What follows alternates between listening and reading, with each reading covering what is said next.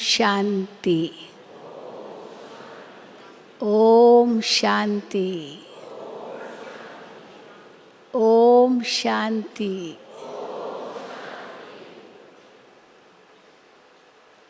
आप सभी भाई बहनें बहुत बहुत सौभाग्यशाली हैं जो इस अव्यक्ति मास में और उसमें भी 18 जनवरी बाबा के घर में मना चुके हैं।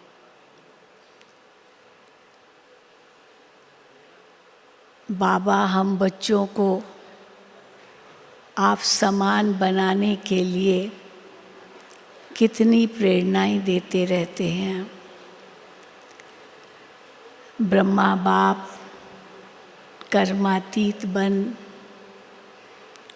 संपूर्णता को प्राप्त हुए, किस लिए? हम सबको संपूर्ण बनाने के लिए।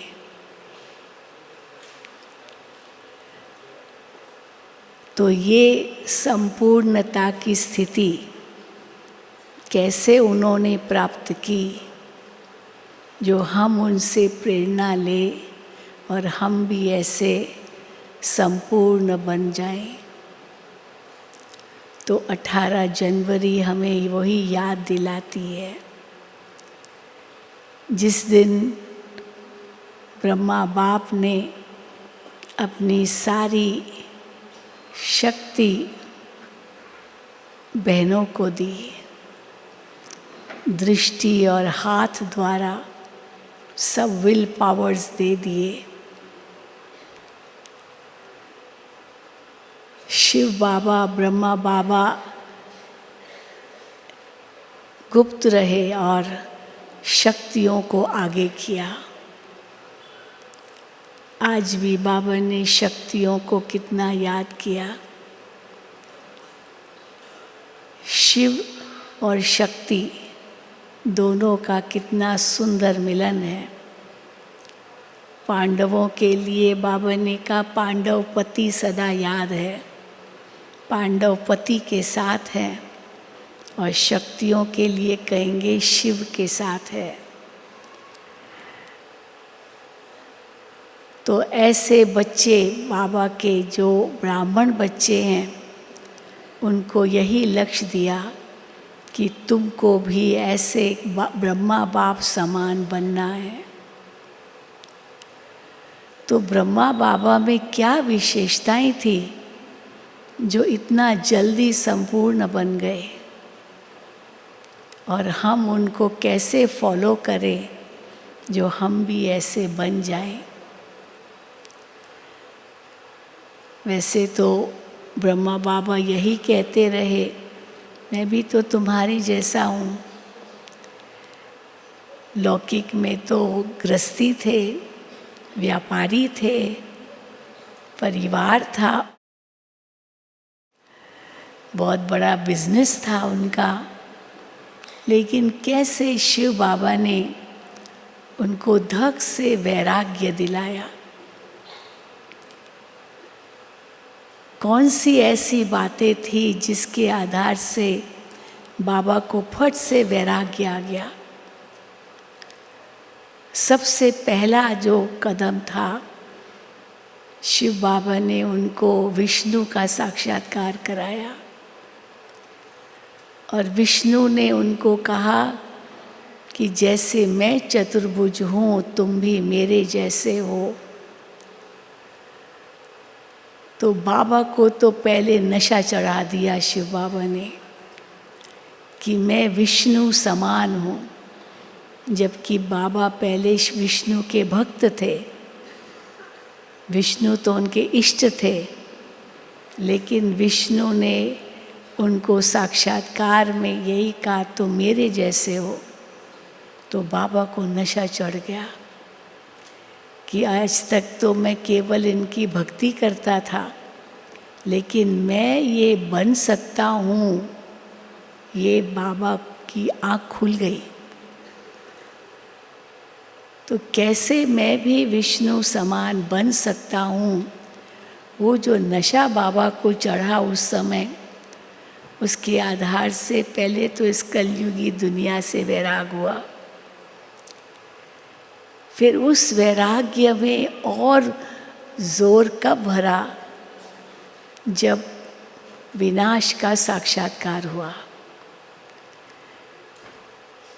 विनाश के साक्षात्कार में बाबा ने देखा कि सारी दुनिया नष्ट हो गई।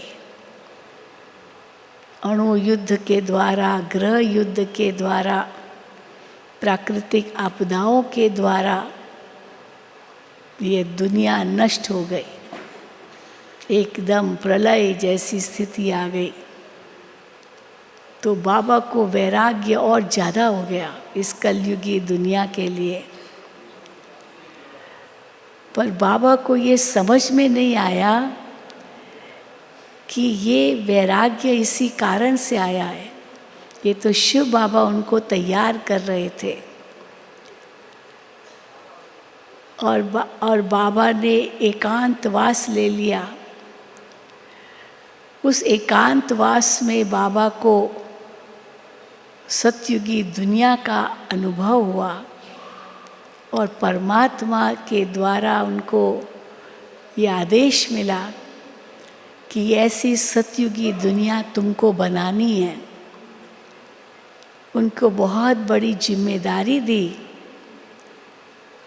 तो जब किसी को बहुत बड़ी जिम्मेदारी मिलती है तो वो और सब बातें भूल जाता है, उस जिम्मेदारी में लग जाता है।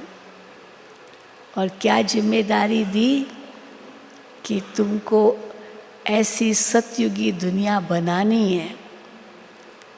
बहुत बड़ा काम दिया, सारी दुनिया को बदलकर इस कलयुग को सतयुग बनाना, ये जिम्मेदारी भगवान ने दी।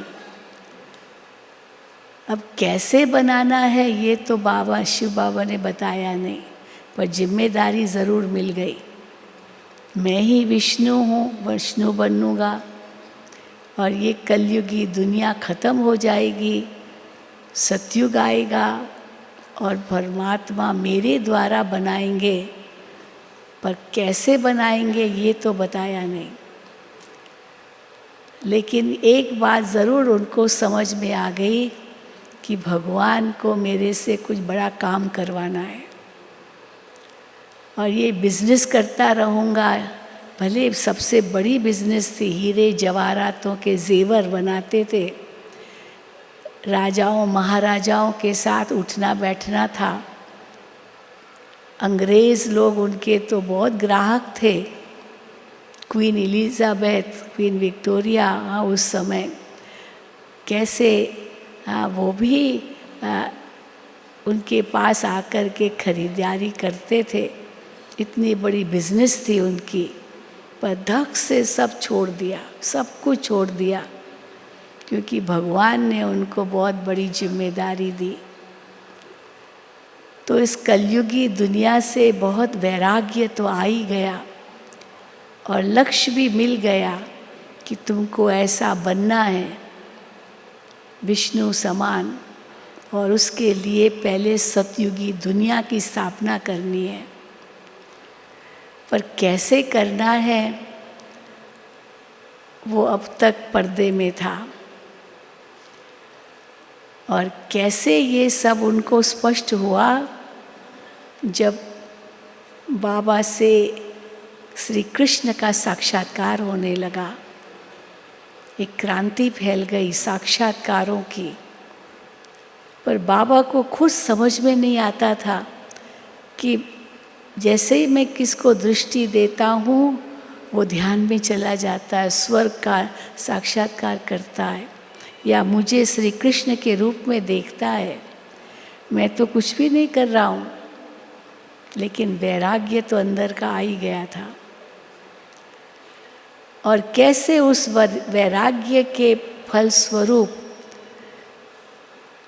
बाबा ने एक यज्ञ रचा, इतना बड़ा कार्य शुरू किया, और कैसे बहनें इसमें समर्पित हुई।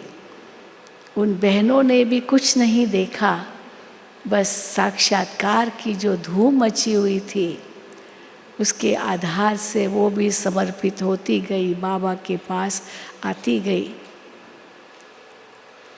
उन्होंने भी कुछ नहीं देखा आगे पीछे, सुध बुध खत्म उनकी। गृहस्थी क्या होती है, परिवार क्या होता है, बच्चे क्या होते हैं, सब कुछ भुला दिया। एक ऐसी क्रांति हो गई, साक्षात्कारों की क्रांति, और बहनें आने लगी। जो बाबा बताते हैं ना कि उस समय महिलाएं जो थी, बहनें माताएं जो थी, वो तो पर्दे नशीन थी। पर्दे नशीन होने के कारण वो कहीं बाहर जाती भी नहीं थी, घर में ही रहती थी, चार दीवारों में। कोई सोशल एक्टिविटीज़ नहीं थी। महिलाएं दबाई हुई थी। पुरुष प्रधान समाज था जिसमें स्त्रियों को समाज में कोई स्थान नहीं था, बस एक केवल अपना परिवार संभालना। लेकिन कैसे बाबा ने उनको शिव शक्ति बनाया, उनको अबला से सबला बनाया, और विश्व परिवर्तन के कार्य में उनको तपस्या में लगाया, और खुद भी तपस्या में लग गए। और 14 सालों तक उस तपस्या के बलबूते पर कैसे ये शिव शक्तियाँ प्रकट हुई। तो ये सब ईश्वरीय चमत्कार था जो इस यज्ञ की शुरुआत हुई। लोग बहुत पूछते हैं ये बातें, ये सब कैसे हुआ, कैसे शुरू हुआ। और बाबा सदा यही कहते थे कि मैं सन्यासी नहीं हूँ, क्योंकि बाबा ने अपना परिवार नहीं छोड़ा, परिवार साथ में ही था। बाबा की लौकिक युगल भी साथ में थी, सब बहू बेटा पोता दोता दोते सब थे। 5 बच्चे थे, उनकी शादी भी कर ली थी। पर 60 साल की उम्र में ये परिवर्तन उनके जीवन में आया और ये यज्ञ स्थापित किया। बाबा इसको यज्ञ क्यों कहते हैं?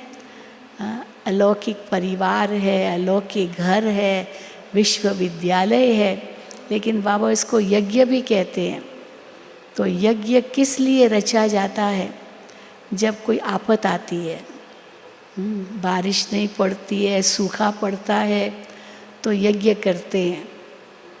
कोई ऐसा विघ्न आता है तो यज्ञ करते हैं। और यज्ञ में क्या करते हैं? स्वाहा स्वाहा स्वाहा।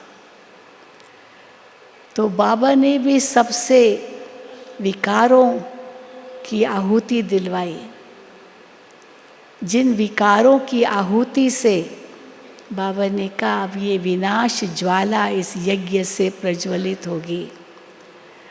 तो कैसे यज्ञ रचा गया। और एक तरफ 1936-37 में ये यज्ञ की शुरुआत हुई। माताओं बहनों को भगवान ने आगे किया कि आप स्वर्ग का द्वार खोलने वाले हैं। और दूसरी ओर दुनिया में भी नारी का सम्मान होने लगा, जो आज भी बाबा ने मुरली में कहा कि कैसे जब से शिव बाबा ने माताओं बहनों को आगे किया तो दुनिया वालों ने भी माताओं बहनों को आगे किया। उस समय राजा राम मोहन रॉय, लाला लाजपत राय, ये ऐसे समाज सेवी होकर गए जिन्होंने नारी को आगे किया, समाज में उनको एक सभ्य स्थान दिया।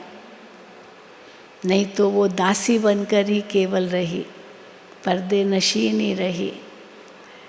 और यहाँ शिव बाबा ने कैसे स्थापना का कार्य शुरू कराया, और ब्रह्मा बाबा कैसे इन सब की पालना करते हुए भी कैसे न्यारे और प्यारे रहे। उसके बाद पैसा क्या होता है, धन क्या होता है, बाबा तो बिल्कुल उससे उपराम हो गए। शिव बाबा ने उनको जो कहा कि ये सब तुम्हारी अचल प्रॉपर्टी बहनों के नाम कर दो, सब कुछ, सब माना सब कुछ, एक कौड़ी भी नहीं रखी अपने पास, और बहनों को आगे किया और कहा ये बहनें ही स्वर्ग का द्वार बनेगी। तो आज हम देख रहे हैं ये जो संस्था है ब्रह्मा कुमारीज़ की, ये दुनिया में सबसे बड़ी लेडीज़ रन ऑर्गेनाइजेशन है। अगर ये कहें तो अतिशयोक्ति नहीं है। किसी भी अन्य स्थान पर कोई ऐसी संस्था नहीं जो केवल महिलाएं ही चलाए, और वो भी सारे विश्व में 140 देशों में। तो नारी शक्ति क्या होती है ये शिव बाबा ने दिखा दिया। लेकिन अलौकिक मात पिता ब्रह्मा, अलौकिक पिता, और जगदम्बा सरस्वती अलौकिक माँ बन करके इस परिवार की पालना की। और फिर ब्रह्मा खुद माँ बन गई। ब्रह्मा, ब्रह्मपुत्रा नदी का कितना मान है, कहाँ से उसका उद्गम स्थान है ब्रह्मपुत्रा नदी का। बिल्कुल कैलाश पर्वत से। गंगा जमुना तो गंगोत्री जमुनोत्री से शुरू होती, उसका उद्गम स्थान वहाँ है। लेकिन ब्रह्मपुत्रा नदी का उद्गम स्थान कैलाश पर्वत है, हिमालय की बहुत बड़ी चोटी है।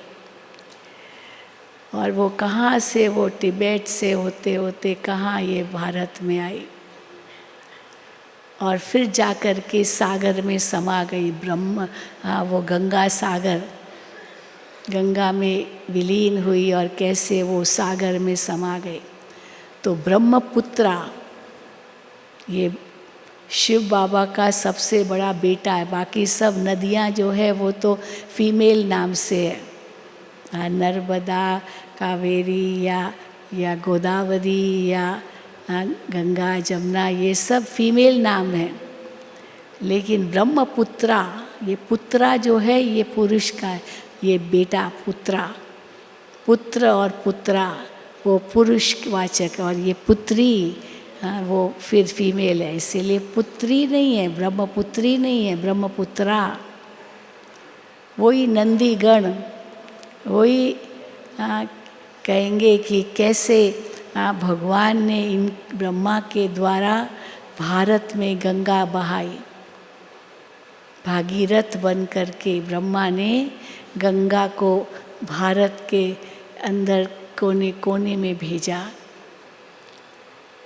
तो हम देखते हैं कि ब्रह्मा बाबा ने ये सब जो त्याग किया, जो तपस्या की, जो सेवा की, आज उसका ही फल हम देख रहे हैं कि दिन दुगनी रात चौगनी गति से यह ईश्वरीय विश्वविद्यालय एक वट वृक्ष की तरह संसार में फैल गया है। तो ब्रह्मा बाबा का त्याग, उनकी तपस्या, उनकी सेवा की बदौलत आज ये हम इस सुंदर वातावरण में आ चुके हैं। तो ये सब बाबा ने कैसे किया? उनके आगे तो कोई था ही नहीं, बस शिव बाबा ने जो कहा वो किया। और दादियों ने ब्रह्मा बाबा को देखा और ब्रह्मा बाबा को फॉलो किया, और हम फिर दादियों को देखते हैं। और मेरा तो ये सौभाग्य रहा कि ब्रह्मा बाबा मम्मा को भी देखा मैंने। तो ये कैसे सब किया? एक जादू नहीं तो और क्या, खेल जादू ही था। कोई सोच भी नहीं सकता कि ऐसा कभी होगा, भी हो सकता है, पर ये भगवान ने गुप्त रूप से किया और कराया। तो ब्रह्मा बाबा माध्यम बने, जिम्मेदारी समझी, लेकिन कैसे धीरे धीरे ब्रह्मा बाबा उपराम होते गए। बाबा के जो अंतिम 2-3 साल थे, ब्रह्मा बाबा बहुत उपराम हो गए थे, बहुत उपराम। इतने उपराम हो गए थे जो बहुत सारी बातें भी सुनना नहीं पसंद करते थे। एक छोटा सा उदाहरण मनोहर दादी जी सुनाते थे हमें। मनोहर दादी ने एक दिन वो समाचार सुनाया, बाबा कैसे कर्मातीत बन रहे हैं। एक बहन आई बाबा के पास, उसने बहुत सेवा की थी। तो बाबा तो यही कहते थे, जो सेवा करो बाबा को समाचार भेजो, समाचार भेजो, मुरलियों में आता है। तो उसने बहुत सारा लंबा चौड़ा समाचार भेजा सेवा का। और बाबा तो पत्र सुनते थे, जो आवश्यक होता था ईशु दादी उनको बताती थी। क्योंकि कितने पत्र आते थे बाबा के पास, एक एक तो पढ़ना भी मुश्किल। लेकिन जो सार है वो ईशु दादी उनको बताती थी कि क्या क्या सेवाएं हुई है चारों तरफ। तो बाबा को तो पता था। फिर वो बहन जब बाबा के सामने आई तो बाबा तो जैसे उपराम स्थिति में थे, पर वो बहन थोड़ा नशे में थी, क्योंकि बहुत अच्छी सेवा करके आई थी, बहुत वीआईपीज़ को बाबा का संदेश दिया था, बहुत कुछ किया था उसने, अच्छी बात थी। पर उस नशे में थी कि बाबा ने मेरे से बहुत सेवा करवाई है। तो वो सेवा समाचार बाबा को सुनाने लगी, बाबा मैंने ये किया, ये किया, ये किया, ये किया। हाँ, बहुत लंबा चौड़ा सुनाने लगी। और बाबा बिल्कुल न्यारे, बिल्कुल न्यारे। अब बाबा उनको कैसे कहे कि ये तुमने बहुत सुना दिया। तो ये नहीं कि बस करो बस करो, अभी और मत सुनाओ, बहुत सुना लिया। हाँ, कई तो ऐसे ही बोल देते हैं ना, ये भी किसी को हर्ट होता है, चोट लगती है, अब अपमान महसूस होता है कि इसको एकदम रोक देना। लेकिन बाबा ने कितनी युक्ति से उसको कहा। बाबा ने कहा, बच्ची आपने बहुत सेवा की, आपने ये पत्र में भी लिखा था ना। जी बाबा मैंने पत्र में लिखा था, बाबा ये लिखा था, ये अभी वो क्या लिखा था वो भी बोलने लगी। तो बाबा उसको चुप कैसे कराए। बाबा ने एक ही लाइन कही, बच्ची बाबा जानते हैं। आप सोचो कैसे बाबा कर्मातीत अवस्था को के नज़दीक आ रहे हैं और बाबा ये सब विस्तार सुनना नहीं चाहते थे। बाबा जानते हैं। तो ये जैसे ही बाबा ने कहा बाबा जानते हैं, माना अभी चुप हो जाओ, अब ज़्यादा मत बोलो इतनी बढ़ाई नहीं करो, है तो कार्य भगवान का, मेरा थोड़ी है। चलो आपके अंदर कोई कला है, कोई विशेषता है, चलो आपने कुछ भी दिखाया, लेकिन वो वर्णन करते करते अपना अभिमान दिखाना, ये तो फिर गलत हो जाता है। तो बाबा ने उसको एक ही शब्द का, बच्चे बाबा जानते हैं, है ना, चुप हो जाओ। पर ज़्यादा बोल दिया, बहुत हो गया। पर ऐसे नहीं कहा, बाबा जानते हैं। और एकदम से वो चुप हो गई, एकदम चुप। नहीं तो वो समझ ही नहीं पाई बाबा की स्थिति कितनी ऊंची है और हम क्या बाबा से ये बातें कर रहे, ये गए फिर वहाँ गए, फिर वहाँ गए, ये किया वो किया। खैर, अब हमने दादियों को भी ऐसे ही देखा जब वो कर्मातीत अवस्था को पा रही थी। दादी प्रकाश मणि जी में तो हमने बहुत ही ज़्यादा देखा, अपनी आँखों देखा, अनुभव है कैसे दादी प्रकाश मणि कितनी बड़ी एडमिनिस्ट्रेटिव हेड रहे। 38 साल तक दादी जी ने एडमिनिस्ट्रेशन संभाला, सब में इतनी एक्टिव थी। अभी बाबा की अव्यक्त मूल्यों में आता है ना कि कैसे दादी को था बस 1 लाख की सभा हो। आज तो बाबा की मुरली में आया, दादी जी को था अभी 1 लाख की सभा का तो प्रोग्राम कि अभी 1 करोड़ भी होना चाहिए यहाँ तक कहा। तो बाबा ने तो और ही उस दादी जी को उस समय क्या कहा, आज जो मुरली सुनाई, दादी जी को बाबा ने कहा कि 1 करोड़ तो क्या, सभी आत्माओं को बाबा का संदेश देना, 1 करोड़ थोड़ी। अब दुनिया की आबादी 800 करोड़ है इस समय, दुनिया की आबादी। अब उसमें 1 करोड़ भी क्या बड़ी बात है क्या बड़ी बात नहीं ना। देखो अभी कुंभ मेले में कितने आ गए हैं, 1 करोड़ से ज़्यादा, 1.5 करोड़ तो एक पहले दिन में ही आ गए लोग देखने के लिए कुंभ मेला। और अपना भी मेला कितनों ने देखा।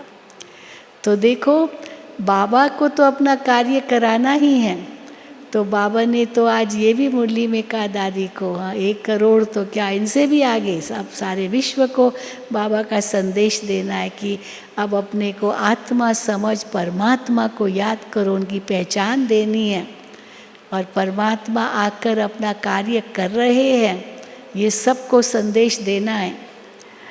नहीं तो बाबा कहते हैं क्या होगा अगर नहीं मिलेगा संदेश तो उल्हेना देंगे कि हे भगवान आप आए इस सृष्टि पर और हमें मालूम भी नहीं पड़ा, ये उल्हेना है उल्हेना होगा ना ये, तो ये उल्हेना ना मिले। पर ये भले कहेंगे क्योंकि सब तो ज्ञान लेंगे नहीं, तो ये ज़रूर कहेंगे हे प्रभु तेरी लीला, हे प्रभु तेरी लीला अपरंपार। क्यों तेरी लीला अपरंपार? क्योंकि हे प्रभु आप आए पर हमने नहीं समझा, ये ज़रूर कहेंगे। पर ये उल्हेना नहीं है, उल्हेना माना आप आए हमें पता भी नहीं चला, ये है उल्हेना, कंप्लेन है। पर ये कंप्लेन नहीं होगी कि हे अहो प्रभु तेरी लीला, आप आए और हमने आपको पहचाना नहीं, ये तो ज़रूर कहेंगे। तो जिन्होंने पहचाना वो तो भाग्य की लकीर, आज बाबा ने कहा ना भाग्य की लकीर आपके मस्तक पर है, तो वो तो भाग्यशाली बन गए, भगवान की पालना में पल रहे हैं, वो तो अपना भविष्य 21 जन्मों को सुहाना कर दिया है। लेकिन जो नहीं समझते नहीं मानते वो तो अंत में यही कहेंगे ना, हे प्रभु हाँ आपने हमें बताया लेकिन हमने नहीं माना, तो वो उनका दोष हो जाएगा, आपका दोष नहीं होगा। तो बाबा कहते 3 लाइन लगेगी अंत में, एक तो उल्हेना देने वाले भी ज़रूर होंगे क्योंकि कोई रह जाएंगे, और दूसरे होंगे जो पछतावा करेंगे, और तीसरे देखो जो स्कॉलरशिप ले लेंगे, इतना भाग्य प्राप्त कर लेंगे भगवान से, और धर्मराज को भी टाटा बाय बाय करके आगे बढ़ जाएंगे, धर्मराज भी उनके आगे झुक जाएगा। तो ऐसे हम वो भाग्यशाली आत्माएं हैं।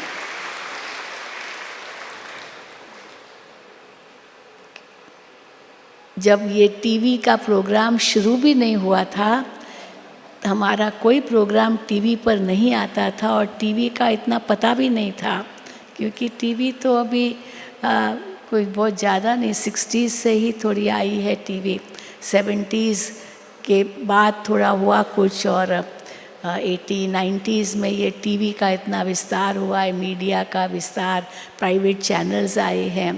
तो उसके पहले तो कुछ ऐसा था ही नहीं।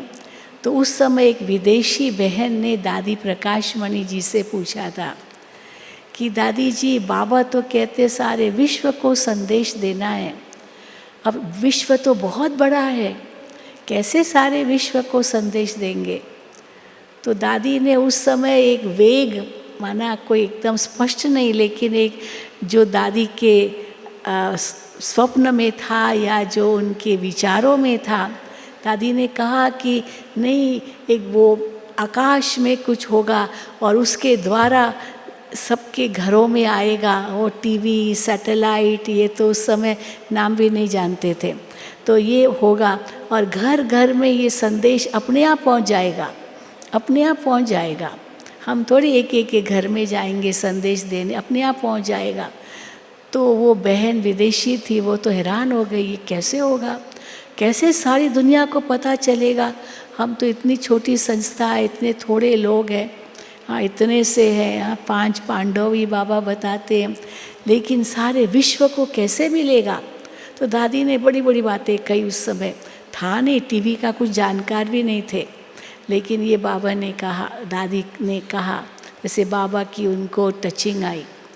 तो सचमुच आज हम देख रहे हैं कैसे बाबा अपना कार्य करा रहा है।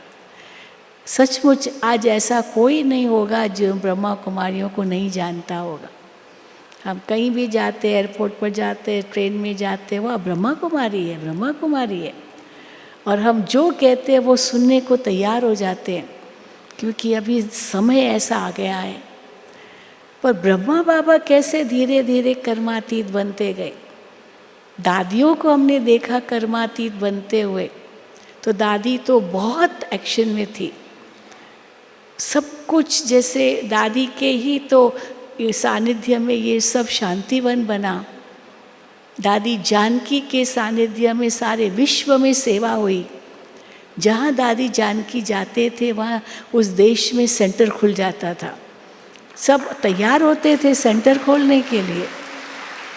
तो दादी जानकी जी की सेवा विश्व में हुई, और दादी जी ने कैसे भारत में रहकर ये पहले शांतिवन, ये इतना बड़ा देखो हॉल बनाया, थी तो सारी बाबा की प्रेरणा। जब ओम शांति भवन में बाबा पहली बार आए 1983 में, ओम शांति भवन का उद्घाटन किया, तो उस समय हॉल तो बहुत बड़ा था, 3000 लोग बैठ सकते हैं ओम शांति भवन के हॉल में।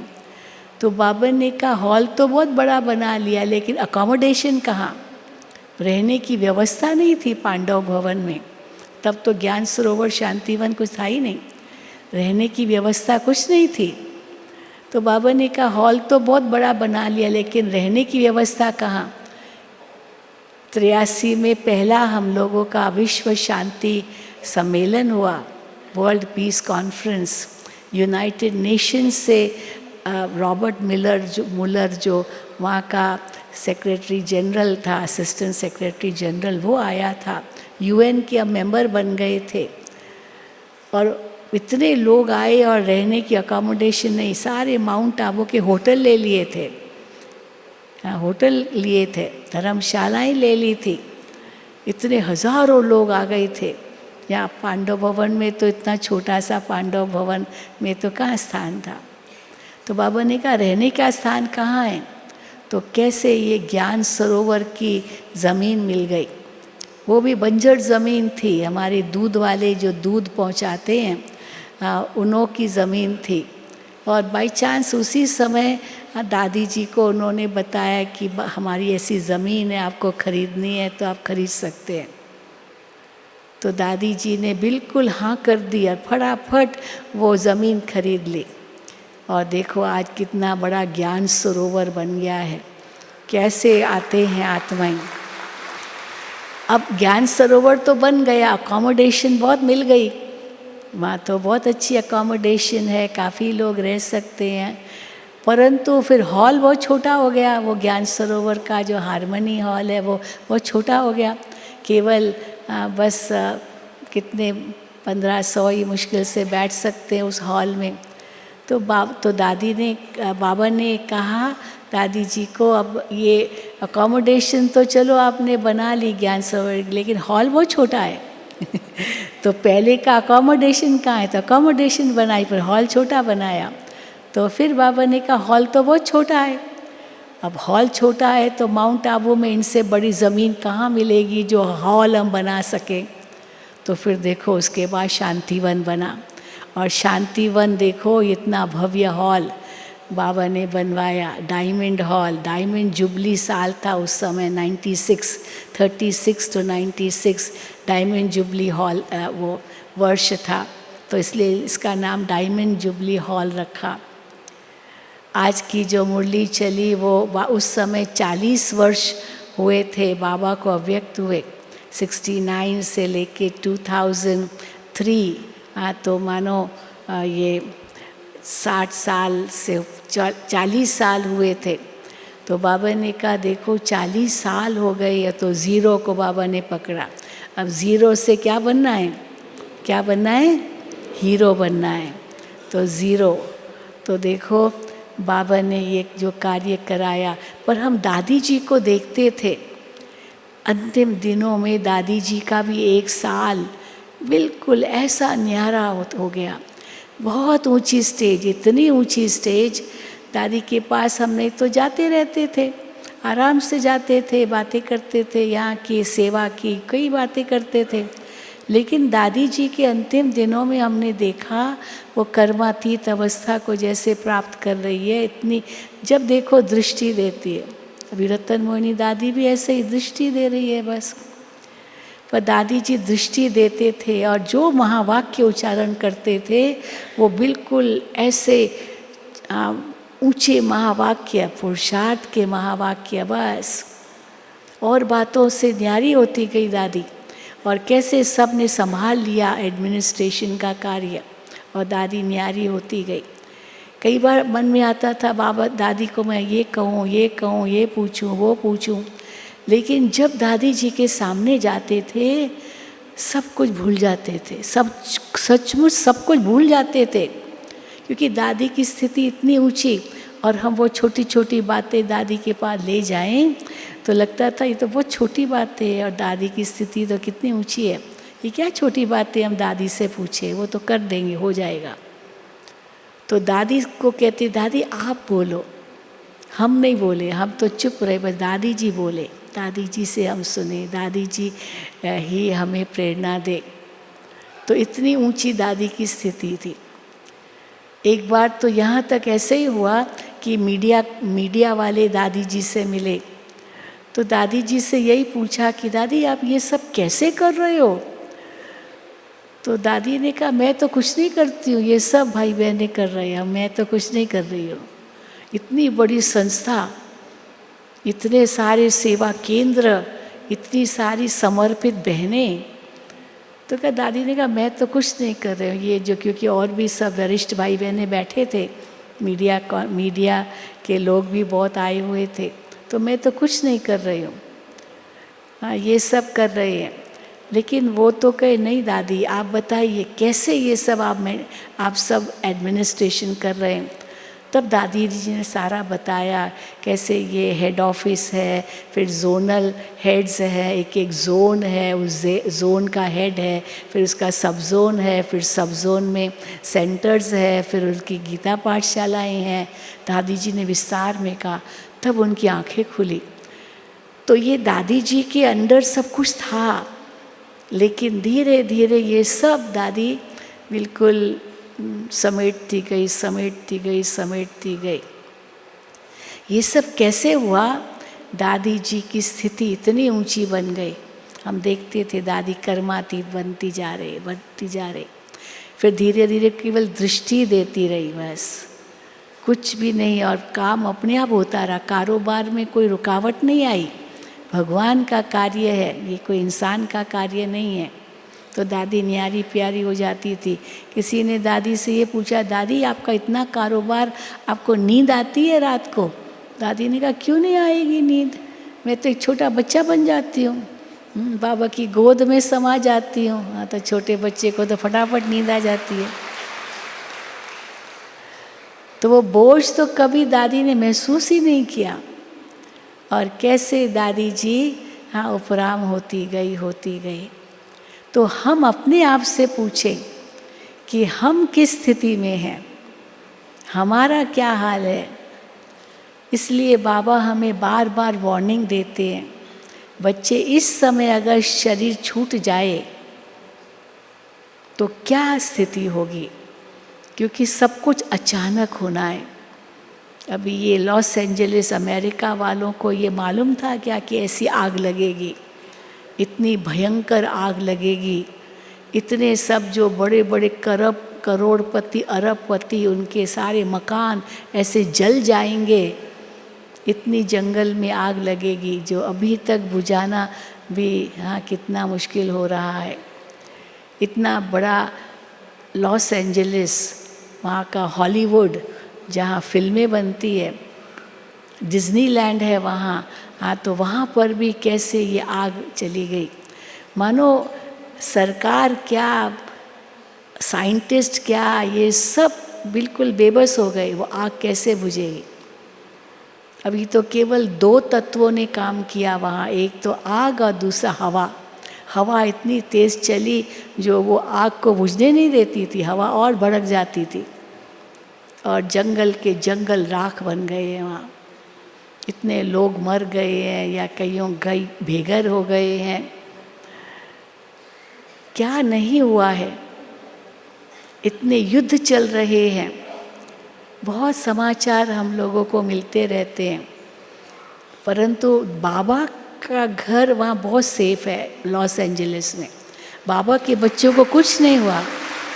बहुत सुंदर सेंटर है बाबा का लॉस एंजलिस में, परंतु बाबा के घर सब सेफ है। और सब ने इतनी तपस्या की, और वंडरफुल बात तो ये हुई कि इसके बाद लोग आने लगे सेंटर पर ज़्यादा आने लगे, तो सेवा और बढ़ गई, और बाबा की सेवा बढ़ गई, क्योंकि लोगों को वैराग आ गया। अभी इज़राइल और पैलेस्टीन के भी झगड़े चलते रहते हैं, वहाँ भी हमारी सेंटर है, इज़राइल में सेंटर है। तो अभी इज़राइल की कुछ बहनें आई तो वो बता रही थी कि हम बच्चों को बाबा कैसे मदद कर रहे हैं। अब एक जगह बॉम्ब गिरना है और ये बहनें कहीं जा रही है, तो जैसे ब्रह्मा बाबा उनके सामने खड़े हैं, सफ़ेद वस्त्रधारी, और बाबा उनको कह रहे हैं, बच्ची यहाँ से नहीं जाओ, यहाँ से जाओ, जैसे उनको रास्ता दिखा रहे हैं। और सचमुच वो जा रहे हैं, और जहाँ के लिए रोका नहीं जाओ वहाँ बॉम्ब गिरता है और वहाँ सब विनाश हो जाता है, और बाबा के बच्चे बच जाते हैं। तो देखो ऐसे बाबा रक्षा कर रहा है बच्चों की। लेकिन बाबा ये तो ज़रूर कह रहे हैं कि जो कुछ होगा अचानक होगा, तो अचानक का सामना करने के लिए एवर रेडी रहना पड़ेगा। और पेपर भी कौन सा होगा, 1 सेकंड का पेपर होगा। आज बाबा ने मुरली में कहा। और वो कौन सा पेपर होगा, 1 सेकंड की परीक्षा, वो पेपर हाँ या ना में जवाब देना है बस। कि उस समय एक बाबा के सिवाय और कोई याद न आए, बस यही पेपर होगा, कुछ भी याद न आए।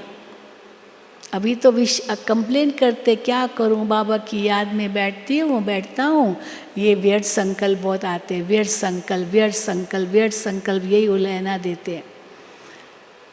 लेकिन अगर ये व्यर्थ संकल्प अंत में भी आ गई हमारे, तो बताओ क्या गति होगी हमारी। इसीलिए बाबा कहते हैं बहुत काल का अभ्यास चाहिए अशरीरी होने का।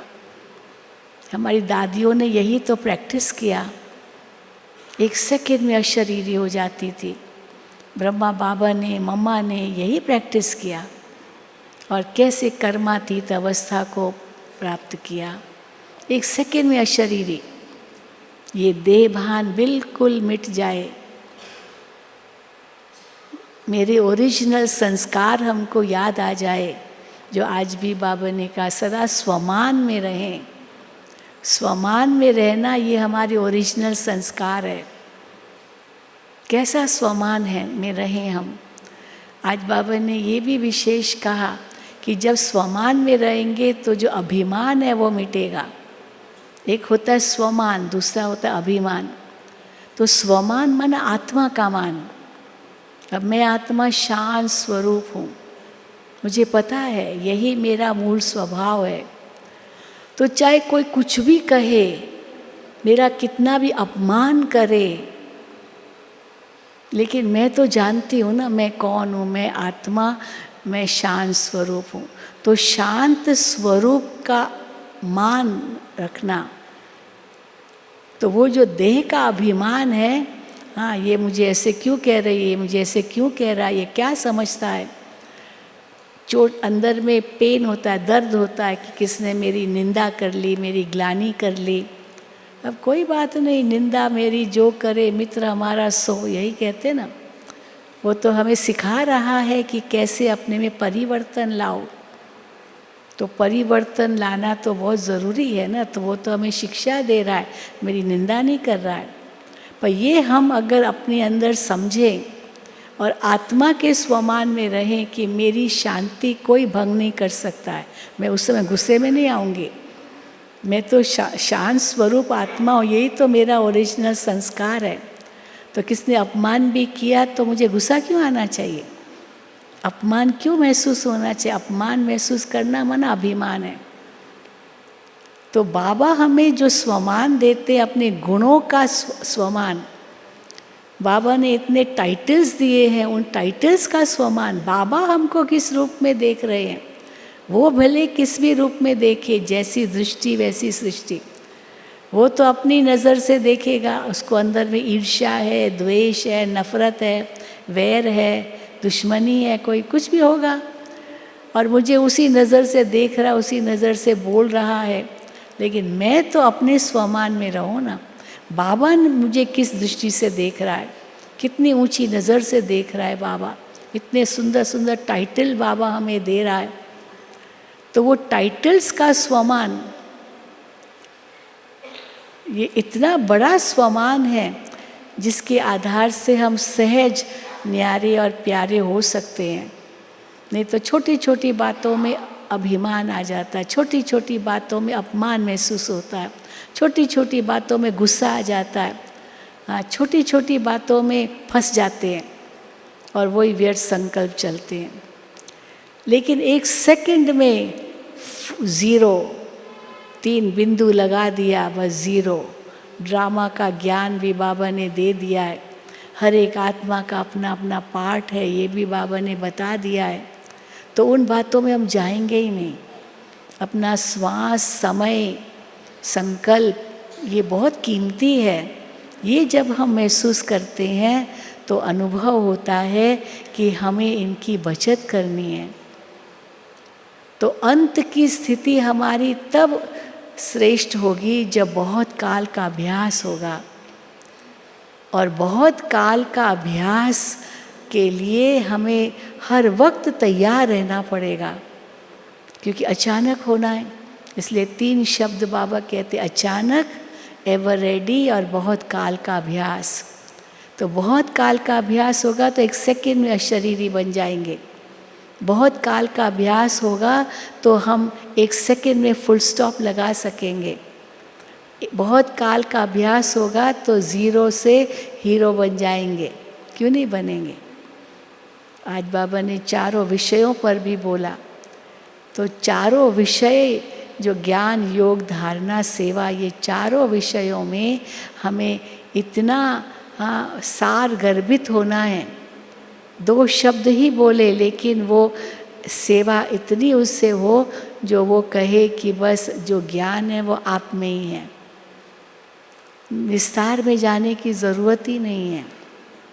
दादियाँ कहाँ विस्तार में जाती थी, 2 शब्द बोलती थी और बस उसी की तारीफ़ करते थे लोग कि कैसे इतना सुंदर स्थिति बना, इतना सुंदर वातावरण बनाया दादी के आने से ही, और जैसे सबको दृष्टि देती है, कैसे सब उड़ रहे हैं।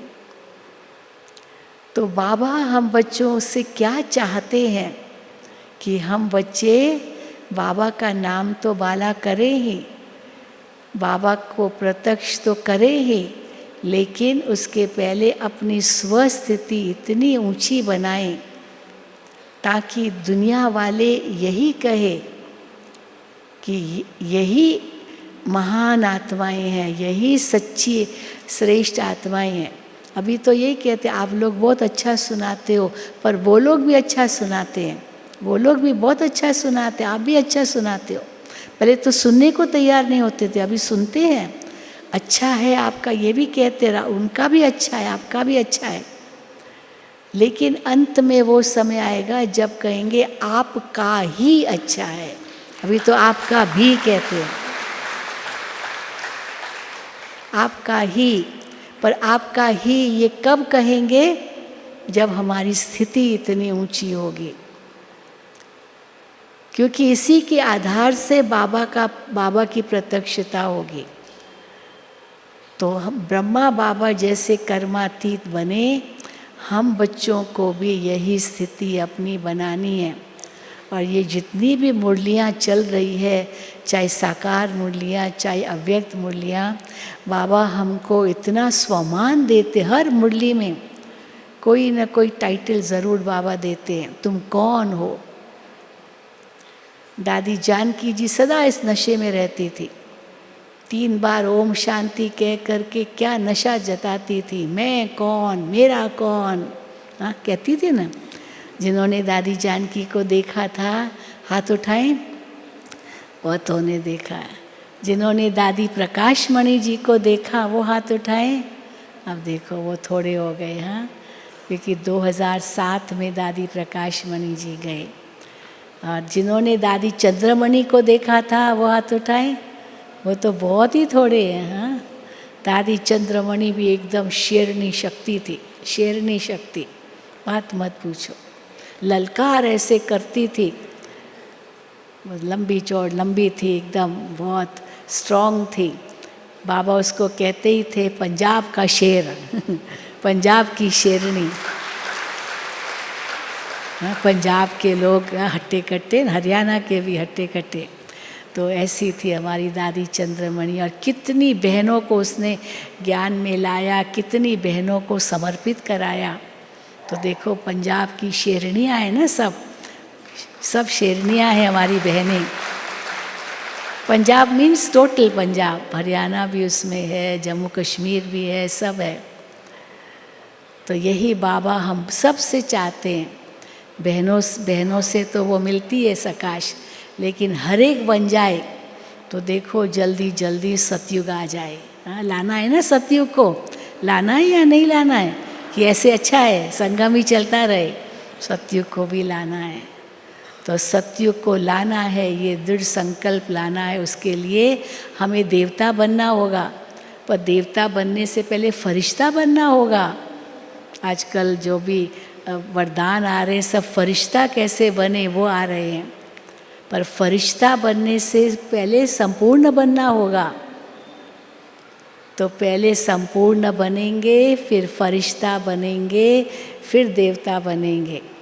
और संपूर्ण बनने से पहले कर्मातीत बनना पड़ेगा। कर्म भी कर रहे हैं पर कर्म के बंधन से न्यारे हैं। मैंने किया ये संकल्प भी नहीं, मैं कर रही हूँ, मैं तो निकल ही जाना चाहिए।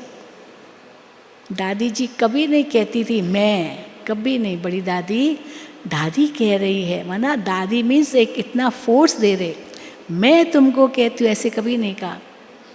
दादी कह रही है। दादी जानकी तो बाबा कह रहे हैं, बाबा कह रहे, तो दादी जानकी कहती मैं भी कुछ नहीं हूँ। ब्रह्मा बाबा भी कह रहे थे मैं भी कुछ नहीं हूँ, सब शिव बाबा करा रहे हैं। तो देखो हर एक ने शिव बाबा को ही आगे रखा, और बाबा फिर बच्चों को आगे रखते हैं। और इसी प्रकार हम सब मिलकर बाबा के साथ वापस जाएंगे। बाबा इंतज़ार कर रहे हैं वतन में। 65 कितने साल हो गए, 55 साल, 56वां ये स्मृति दिवस था। तो स्मृति दिवस हो, स्नेह दिवस हो, समर्थी दिवस, बाबा हमें समर्थी देते रहते हैं। तो ब्रह्मा बाबा वतन में हमारा इंतज़ार कर रहे हैं। हर मुरली में हम सुनते हैं प्रकृति हमारा इंतज़ार कर रही है। प्रकृति भी कहती है कब तक। एडवांस पार्टी में हमारे महारथी चले गए, वो भी कहते कब तक। तो हम कहें कब तक, हाँ, कि हम एवर रेडी है। जो समझते एवर रेडी है हाथ उठाएं। अब देखो सब हाथ नहीं उठ रहे। एवर रेडी, बाबा कब भी बुलाए हम तैयार हैं। हाथ उठाओ भाई जो समझते बाबा कब भी बुलाए, सच्ची सब तैयार, एवर रेडी। क्योंकि अचानक का पेपर आएगा अचानक का पेपर आएगा, लेकिन हम सब उसमें पास हो जाएं ज़रूर। तो और पास विद ऑनर होकर वापस बाबा के साथ परम धाम के गेट खोलें। अच्छा, ओम शांति, ओम शांति, ओम शांति। चलो। कलम से एक अजब इतिहास लिखा, धरा पर शिव पिता को ब्रह्मा में साकार देखा। पिता श्री का जीवन पढ़ लो, जिन्हें फरिश्ता कहते हैं। आओ तुम्हें बता दे साथी, किसे तपस्या कहते हैं, किसे तपस्या कहते हैं। पिता श्री का जीवन पढ़ लो, जिन्हें फरिश्ता कहते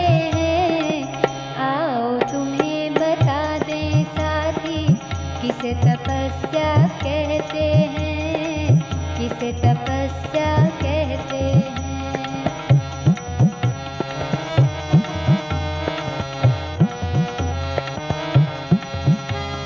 चलते राह फंसा ब्राह्मण था, शिव ने उनमें प्रवेश किया। दुनिया नहीं बनानी तुमको, ऐसा एक आदेश दिया, ऐसा एक आदेश दिया। तोड़ा माया का था फंदा, छोड़ा हीरों का भी धंधा, तोड़ा माया का था फंदा, छोड़ा हीरों का भी धंधा। सब पल में स्वाहा कर डाला जिसे अर्पण माया